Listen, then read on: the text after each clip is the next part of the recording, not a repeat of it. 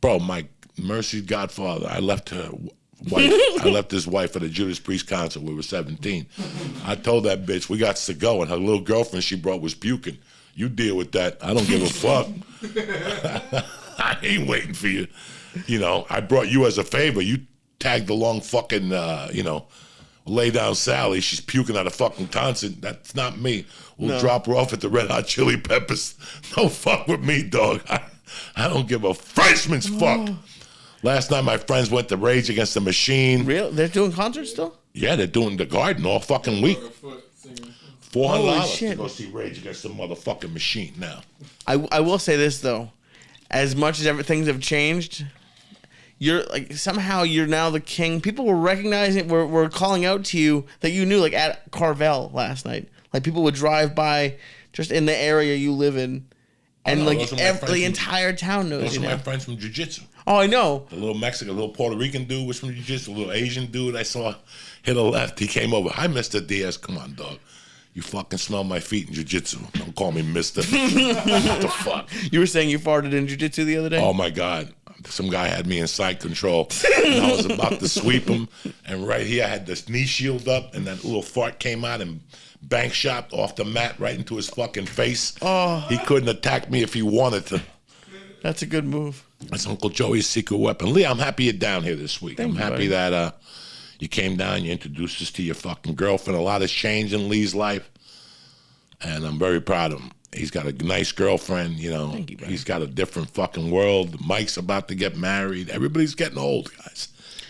I mean, you know, it's funny how we're sitting here in front of you today, and you're like, come on, guys, spark it. What the fuck? Guys, it's not even...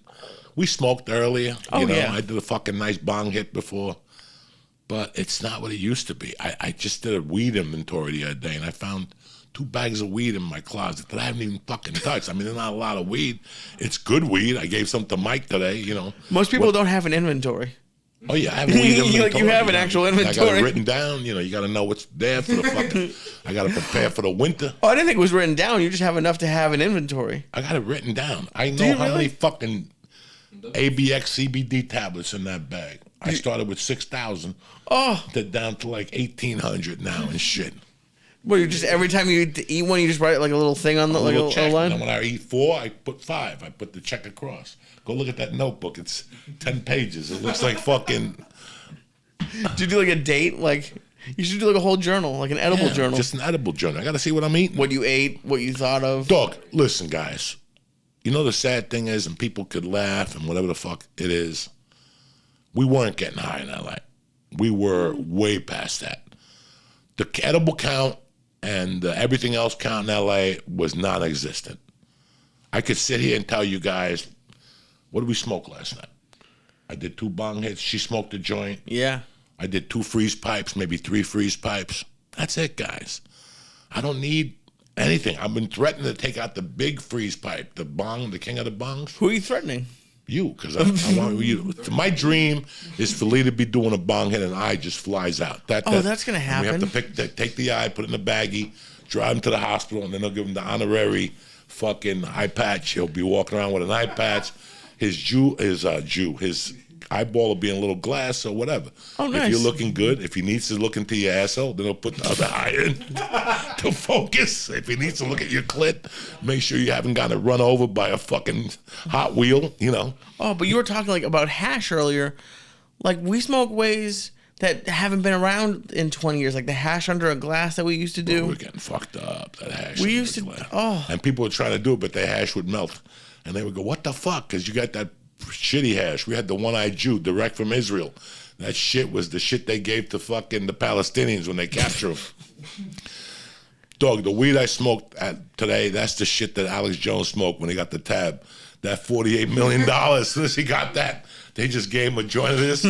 He took a hit of that, and he gave it back, and they looked at the tab and got to bring it back. It's a lot of zeros. Bring it back a little bit. A lot of fucking zeros, guys. But I wanted to fill a lot of people in on what happened in L.A. It was, here I could tell you what the fuck I eat. In L.A., I can't even tell you. You couldn't. I was thinking about the day with the banana bread. Which one? Well, it was one of my worst days because I didn't play it like I should have, you know? And that's just to let you guys know. I used to go to this one fucking weed store, and they had banana bread. It was Russians. These motherfuckers gave out bagels at 7:30 in the morning, and they would have city workers in front of it. It was, you could only write this shit. Nobody ever busted him. Nobody ever pulled over. I don't know if he had a license or not or whatever, but he did have some cool people working in there. And I would go in there, and he would go, Joey, 3 customers came in today, and 2 of them bought you banana bread. Bought it for you? Yeah. He would tell me after the fact. Like after I went up there and dropped my 200, then he would go, Joey, by the way, and I go, why'd you let me buy these 4 if I already got fucking 2? You know, like that's the way our life was. There was when we first started rolling, like by 2014, 13, 12, everywhere we were going, there was a bag of weed for us. Okay. And wherever we went, whoever gave us a bag of weed, we didn't want to let their feelings down. So we did whatever we had to right there. I still remember Auntie Dolores in San Jose. Oh yeah. When I ate the 500 milligram brownie and I almost died. They had to bring me a chicken sandwich because I was about to go on stage. Yeah. And just everything took over me. And I'm like, why would I eat that? And I'm like, bro, when you're in war, you gotta have that uniform on. You know what I'm saying? We were at war. I used to go to open mics high because I'm like, Joey's gonna have me go on stage high, so I have to be, and that's the thing, because here's the credit I will give you. I can't do anywhere near the milligrams I used to be able to do. No, me neither. But I could handle it. Like I'm so used to like the feeling of being high. Like I don't think I would ever freak out or like I might fall asleep, but I'm not gonna like freak out or like lose it or call an ambulance. Like I'm like, oh, okay, I know what this feels like. Well, before it was over the top. I mean, come on, guys. Who eats mushrooms, 2,000 edibles, and a half a hit of acid? That's who. We did, you know. That's 1 week of episodes. That was the 1 week with Dean Delray when you got sick that night. Yeah. That wasn't necessary. I felt horrible that night. I felt horrible because that wasn't necessary. The poor kid was asking me, are we in the hospital? Because the office, he kept asking me, are we in the hospital? He would talk to me. And he would look at the lights and go, we're in the hospital. And I'm like, there were blinds that reflected onto the TV screen, so it would come in and out of consciousness, and it looked like I was looking out of like a window in a room, and I was like, I hope I'm not. Oh, yeah, we had fun though. Doug, we had nights, we had guests that were tremendous. We had people that were tremendous. We saw, Lee got to see some shit that, you know, from actors, popular actors, well-known actors. Lee got to see some shit that was like, you know, and it was an education. It really was an education for Lee, and it was definitely a fucking education for me. And I got to tell you, man, I think me and Mike had these conversations when we started doing the podcast, and I told Mike specifically, and he didn't understand why. I'm like, I don't want to go there again. I don't ever want to go to that podcast again. It was great. You know those things that when you do, they're great while it happened? I mean, if you sit down Slash and Axel and talk about, you know, the 3 years they were on the road, it sucked. I bet it sucked. I bet they had a lot of money, and it didn't suck. You know, they got their dick sucked, they got hammered, they did drugs, they made money. I mean, that's what it means to go on the road. That's what it means to go on the road. But when they went home that day, when they got on the plane, they looked at each other and go, and they don't talk for a year after you've been together for 3 years. You know, ZZ Top, all those bands at one point went out for so long that when you land, you're like, see ya. You know, we're not talking at all. Don't call, don't write. Tell the manager when you're ready to write a lyric, tell the manager to call, and you're like, listen, I ain't ever writing a fucking lyric again. So it's like, but when you look at all those guys, I would love to interview Jimmy Page about the 77 tour. Now, not in 78, where his perspective was a lot different. Now I could look at my comedy, what I did in LA, and go, wow, it was fun, it was scary. I'll do it again, but do I wanna? No. I don't ever want to go to that place again. That 80, the fucking, you know, the 90s were great, the early 2000s were great, but I got to live like this weird, Like I went from just an open mic comic to a comedy store comic to just in limbo for 5 or 6 years when I realized what I really wanted to do, and then I locked in. So it was a long fucking time, a lot of thinking, you know. And it wasn't forced. A lot forced. of thinking, a lot of planning, guys, and it gets old. It gets old after a while. And I look at these guys that I came up with, Bert, Joe, all these guys. They're still out there making it happen, but they're not 59. They're not 59. Bert's getting close. You know, Tom's getting close. Joe's up there. I think Joe's birthday's maybe this week or next week. I don't fucking know. He turns whatever, 55 or something. But it was when I was about 58, 57. It was when I started to feel it. And I wouldn't have felt it, guys, if I didn't have a family. If I didn't have a family, it wouldn't have mattered. I would have been dead by now from the road. Like I told Terry, if we wouldn't have had Mercy, she would still have a great job, and I wouldn't have came back on Tuesdays or Mondays. I would come back and do 4 podcasts and then leave for 2 weeks. What am I coming back for? Right. I don't have to take it to swim meets or anything like that. So I want people to understand that. That's part of the whole thing. You know, Mercy was the one that was like, Dad, I don't like this no more. It's not fun anymore. You know, it's fun, but not really. I don't like you gone that much. And that weekend with Bert, when I got back, that was the end. That was the end. Well, even just her coming down to watch TV with us last night. If you were gone, she can't do that. If you even if you were at the store, you would have been gone. Listen, I missed the daughters growing up already. There was a daughter's life that went by and I didn't see it. I was not going to do it again, and not to stand up. Right. You know, not to stand up. I already did everything I wanted to do. So what would I hung out 3 or 4 more years, 5 more years? So I did an arena, and then what? Start from scratch. I was ready to move on, man, to take my life in a different direction, help other people maybe. I don't know. Sell some weed. I don't fucking know. But that's, you know, that's what life is about, and I have accepted it. You know, I told my wife today I'm comfortable in my skin again. I'm very, very comfortable in my skin. I know what my mission is. I got no mission. It's like that commercial with Snoop Dogg and the guy from 22, whatever that show was on that I did. You know? 24? No.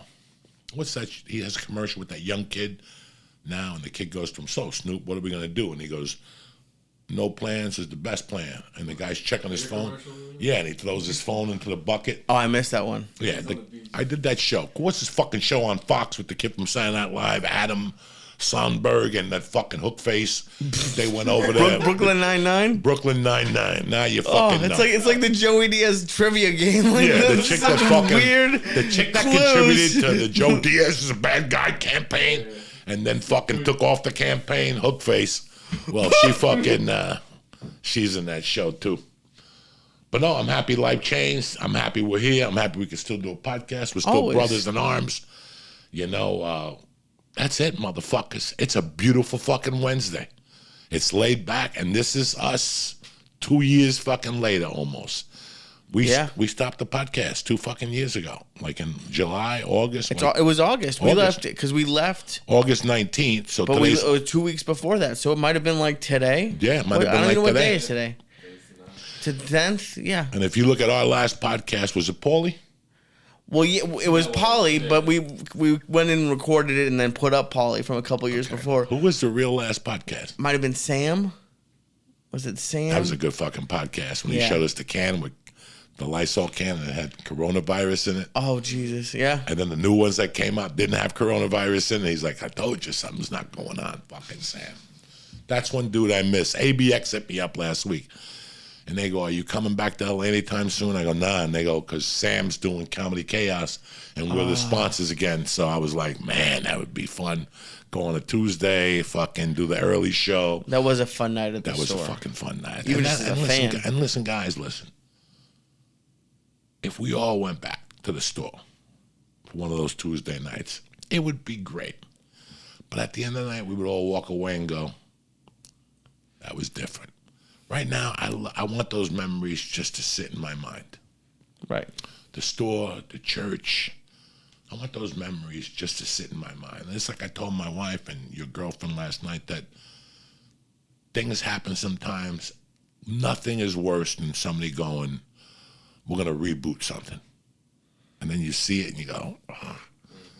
First of all, if we rebooted the church, everybody would hate us because it's not the same.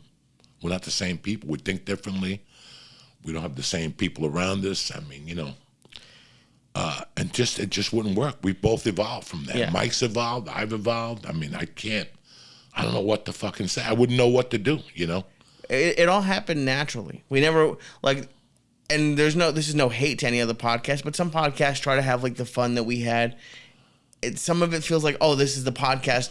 We didn't always take edibles. We took them a lot, but like we took edibles just because like it wasn't like the show wasn't an edible show. It was like we were taking edibles and having fun. It wasn't like we were going back and forcing like, oh, let's take edibles, let's be crazy. No, it wasn't like that at all. Because to be honest with the people, we were doing edibles every day. I mean, we're talking about the rides we took and how we made it to these places. Oh, we went to Harrah's in San Diego. I couldn't even fucking see. I was so high. All I could see were lights and shit in front of me. We used to go to Irvine the night before Thanksgiving. That was always a 200, 300 milligram, 2/8 of weed down there. We just throw it on the table. I still remember getting Yoshi high on the fucking banana bread. Oh, that's a great one. I have not heard from him since. He's never spoken to me again. Poor Yoshi. We took him back to Japan. He was flying through the fucking air with swords and shit. I'm happy you came down, Lee. I love you, You're more buddy. than welcome always to come down and hang out and have a good time with us. And hey, we're here. We're still making it happen, regardless of what the fuck's going on. Don't forget to go to Amazon, order Tremendous, Story of a Comedy Savage. It's still pre-order. And that's it. That's all I got going on. Tickets are sold out in New York. Do not buy a ticket over $40. Do not buy a ticket over $40. Do not buy a ticket over $40. Do not buy a ticket over $40. Don't be so stupid. They're $400. Save your money. You don't need to see Joey. Joey will add more shows later. We are not making Ticketron rich. We are not making Ticketron rich. We're doing a fucking Pearl Jam all over again. Fuck Ticketron charging $400 for working class people that I put those tickets at $40 fucking dollars. I hope you guys know that. $40. That was perfect. 2 years, that's $80. $20 for the babysitter. Hopefully she's missing a hand. She can't chase the kids. It costs like $50 for a fucking babysitter. But anyway, okay. You know what I'm saying, It's guys. half price for one hand. Do not fucking pay over $40 for those tickets. I'll be back. Trust me when I'm telling you. Have a great weekend. Thank you. Thank you, Thank buddy. you, Mike. And now Thank you, Mike. for a word from our motherfucking sponsors, Jack.